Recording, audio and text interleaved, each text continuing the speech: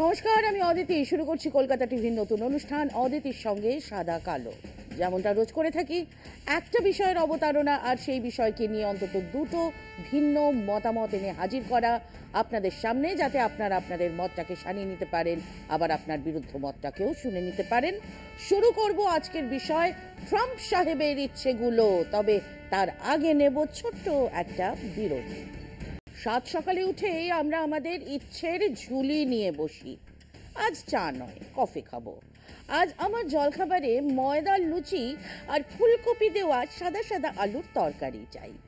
কেবল কটা কালো জিরে দেখা যাবে আর একটা লঙ্কা ভাসবে তাতে। এরকম ডিটেইলে আমাদের ইচ্ছেগুলো জাহির করি আমরা।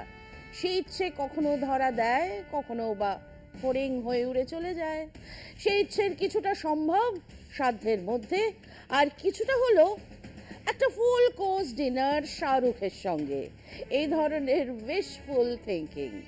তো আমরা সেসব করতেই পারি, কারণ আমাদের ইচ্ছেগুলো তো নিছক ইচ্ছে।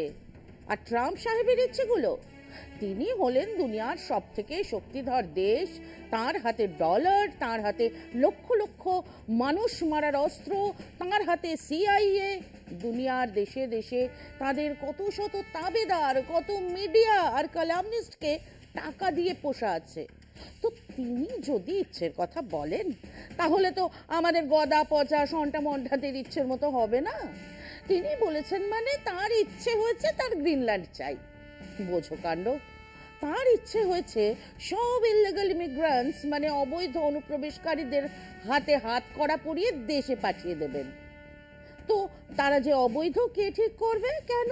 ওর প্রশাসন, মানে উনি পুলিশ, উনি বিচারক, খেল খতম, পয়সা হজম। ওর ইচ্ছে হয়েছে পানামা ক্যানালটাও চাই। ওর ইচ্ছে মেক্সিকো আমেরিকা সীমান্ত ঘেঁষে 7 ফুট লম্বা পাঁচিল তুলে দেবেন, আর সেই পাঁচিলের খরচ নেবেন মেক্সিকোর থেকেই। ওর ইচ্ছে হয়েছে তাই বিশ্ব মানবাধিকার সংস্থা থেকে উনি বেরিয়ে যাচ্ছেন। ওসব ফালতু মানবাধিকার ইত্যাদিতে ওর কোনো আস্থাই নেই। চেয়ারে বসেই জানিয়ে দিয়েছেন, বাংলাদেশ সমেত বিভিন্ন দেশে যে সাহায্য যেত তা আজ থেকে বন্ধ। তার ইচ্ছের ঠেলায় বহু প্রান্তিক মানুষ, দরিদ্র মানুষের মাথায় হাত। ওর ইচ্ছে হয়েছে তাই উনি বিশ্ব স্বাস্থ্য সংস্থা থেকে বেরিয়ে এসেছেন। ওটা নাকি চীন কলমে চালায়। মানে নানান ইচ্ছে ওর মনে হচ্ছে। উনি বলছেন 1 ট্রিলিয়নের ব্যবসায়ী ইলন মাস্ককে বসিয়েছেন সরকারি কিছু দায়িত্বে।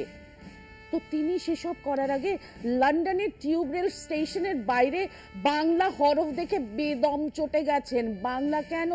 ওয়াই বাংলা?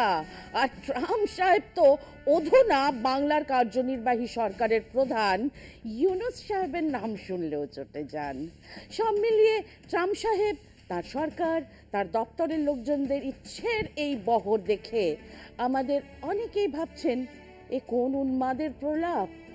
এ তো আজ পানামা চায়, কাল কলকাতার বন্দর, পরশু ঢাকার রমনা ময়দান চেয়ে বসবে। সময় আরো একটা বিরতির, সঙ্গে থাকুন। এবারে আসুন এই পাগলপন্থী নিয়ে একটু আলাদা দৃষ্টিকোণ থেকে আলোচনা করা যাক।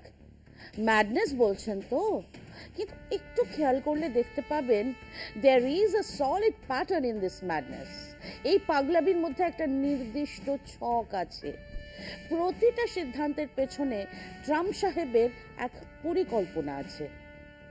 আপনি বিরোধিতা করতেই পারেন, আপনি বলতেই পারেন যে এটা হতে দেওয়া যায় না, কিন্তু ওর দেশের মানুষজনের কাছে উনি একটা নতুন দিশা নিয়ে দাঁড়াতেই এই সব বলছেন বা করছেন। গত বেশ কিছু বছর ধরে, এমনকি এর আগে ট্রাম্প সাহেবের সরকার যখন ছিল, তখনও আমেরিকার অর্থনীতির বেশ কিছু সমস্যা দেখা যাচ্ছিল, যা বাইডেন আসার পর ফেটে বেরিয়েছে। বাড়তে থাকা বেকারত্ব গ্রাস করছিল আমেরিকাকে। সোশ্যাল সিকিউরিটির ভাড়ার কমছিল। ফান্ড নেই, তাই বহু সুযোগ সুবিধে কেড়ে নেওয়া হচ্ছিল। আর অনাবশ্যক যুদ্ধ ইত্যাদির ফলে অনর্গল টাকা খরচ হচ্ছিল। কিন্তু সেরকম কোনো কলোনিও তৈরি হচ্ছিল না যা আমেরিকাকে সুবিধা দেবে। এগুলো মাথায় রেখে ট্রাম্প সাহেব প্রথম যে কাজটা করতে শুরু করেছেন, যেখানে আমেরিকার স্বার্থ নেই সেখানে দান খয়রাত বন্ধ। পানামা খালের জন্য টাকা জুগিয়েছিল আমেরিকা, এবার তা ফেরত চাই। এটা একটা হুমকি, যা দিয়ে তিনি দর কষাকষি শুরু করবেন। একই কথা গ্রিনল্যান্ড নিয়েও। কেবল গ্রিনল্যান্ডের খনিজ তেলের ভান্ডারই নয়, গ্রিনল্যান্ড হাতে পেলে পুরো আর্কটিক সাগরের ওপরে নজরদারি থাকবে আমেরিকার। এমনিতেই এখন গ্রিনল্যান্ডের উত্তরে একটা আমেরিকান সেনাঘাঁটি রয়েছে। এই যে অবৈধ অভিবাসন, মানে তাদেরকে ঘাড় ধরে শেকল পরিয়ে যুদ্ধ জাহাজে পাঠানোর ব্যবস্থা, কেন? এগুলো হলো দেশের বেকার যুবকদের কাছে একটা মেসেজ। এদের জন্য চাকরি পাচ্ছিলেন না, এবার পাবে। আসলে ট্রাম্প আমেরিকাকে এক বিচ্ছিন্ন দ্বীপ হিসেবে তৈরি করতে চাইছেন, এক প্রবল ক্ষমতাধর রাষ্ট্র যে আপনার প্রতিটা ব্যাপারে নাক গলাতে পারবে, কিন্তু আপনি তার নাগালও পাবেন না। ট্রাম্প সাহেবের এই পাগলামোকে খানিক শিয়ানা পাগলামি বললেও ভুল হবে না, কারণ পৃথিবীর প্রত্যেক উগ্র দক্ষিণপন্থী নেতা আদতে এক জঙ্গি জাতীয়তাবাদকে আঁকড়ে ধরেই বাঁচতে চায়। ট্রাম্প সাহেবও তার অন্যথা নন। কিন্তু সমস্যা আছে। এসব যদি আজ থেকে 20-25 বছর আগে হতো তাহলেও একরকম ছিল।